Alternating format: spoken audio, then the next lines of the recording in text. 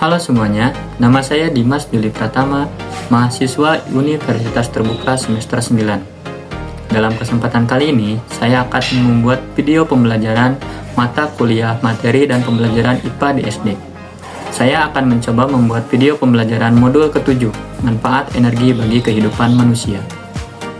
Berbicara tentang energi, energi adalah kemampuan untuk melakukan sesuatu atau suatu pekerjaan dengan sifat tidak dapat diciptakan atau dimusnahkan.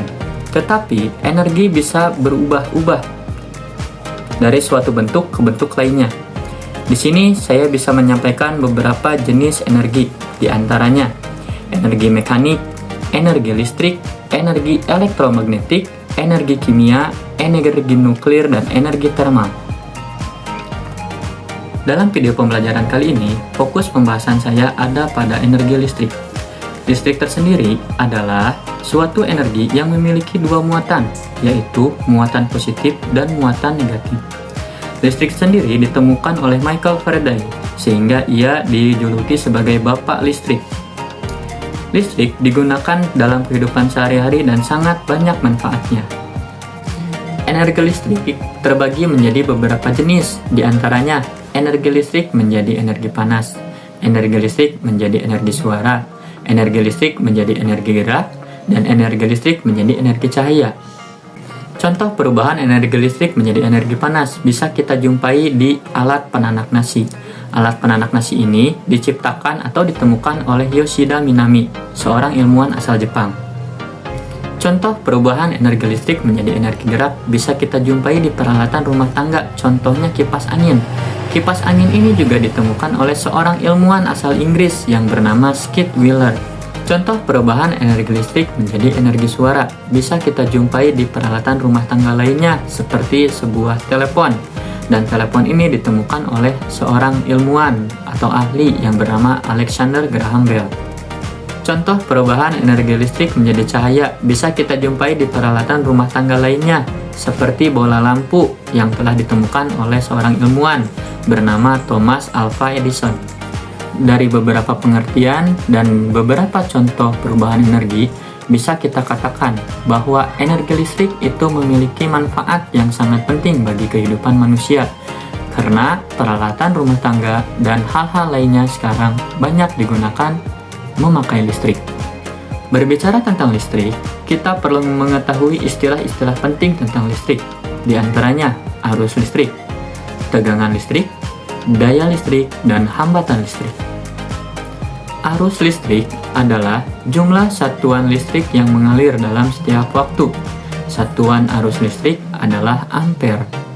Tegangan listrik adalah perbedaan potensial listrik dalam dua titik rangkaian listrik. Satuan dari tegangan listrik adalah volt. Daya listrik adalah laju hantaran listrik dalam rangkaian listrik. Satuan daya listrik adalah watt. Hambatan listrik adalah tegangan listrik dari suatu komponen dengan arus listrik yang melewatinya. Satuan dari tegangan listrik adalah ohm. Komponen-komponen listrik yang biasanya kita jumpai diantaranya resistor, kapasitor, induktor, dan saklar. Resistor adalah komponen listrik yang berfungsi sebagai penghambat arus listrik. Kapasitor adalah komponen listrik yang berfungsi untuk menyimpan muatan listrik sementara. Induktor adalah komponen listrik yang berfungsi untuk menahan arus listrik. Saklar adalah komponen listrik yang memiliki fungsi sebagai penghubung dan pemutus arus listrik. Rangkaian listrik secara sederhana kita bisa bagi ke dalam dua jenis, di antaranya rangkaian listrik seri dan rangkaian listrik paralel. Rangkaian listrik seri adalah rangkaian yang disusun secara berderet, sedangkan rangkaian listrik paralel adalah rangkaian listrik yang disusun secara sejajar. Rangkaian listrik itu memiliki manfaatnya tersendiri, seperti rangkaian listrik seri, bermanfaat ketika menggunakan setrika sebagai pengatur panas. Juga bisa kita jumpai di lampu hias. Kemudian, rangkaian paralel bisa kita jumpai di stop kontak dan penghubung listrik di PLN. Rangkaian listrik seri dan rangkaian listrik paralel memiliki perbedaan tersendiri. di antaranya. Pertama, rangkaian listrik seri menggunakan biaya yang lebih hemat, sedangkan rangkaian listrik paralel menggunakan biaya yang cukup mahal.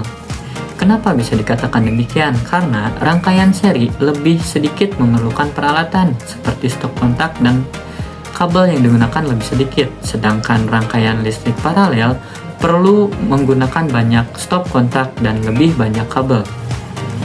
Yang kedua, dalam arusnya, rangkaian seri itu ketika salah satu lampu mati, lampu lainnya maka akan mati juga. Sedangkan rangkaian listrik paralel, ketika salah satu lampunya mati, lampu yang lain akan tetap menyala. Yang ketiga, terdapat perbedaan dalam nyala lampu. Rangkaian seri, nyala setiap lampunya itu pasti berbeda. Sedangkan rangkaian paralel, nyala dari setiap lampunya itu bisa dikatakan sama. Di sini saya mencontohkan rangkaian paralel. Rangkaian paralelnya seperti ini, dipasang secara bercabang atau sejajar. Ya. Kemudian, nyala lampunya bisa dikatakan sama, seperti ini. Dan, jika salah satu lampu dicabut, lampu yang lain akan tetap menyala seperti ini.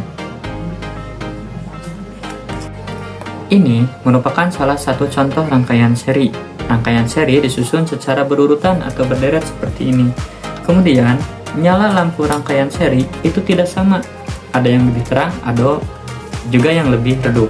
Kemudian, ketika salah satu lampu dicabut, seperti ini, lampu yang lain ikut mati. Sedangkan jika dipasang kembali, kedua lampunya menyala kembali.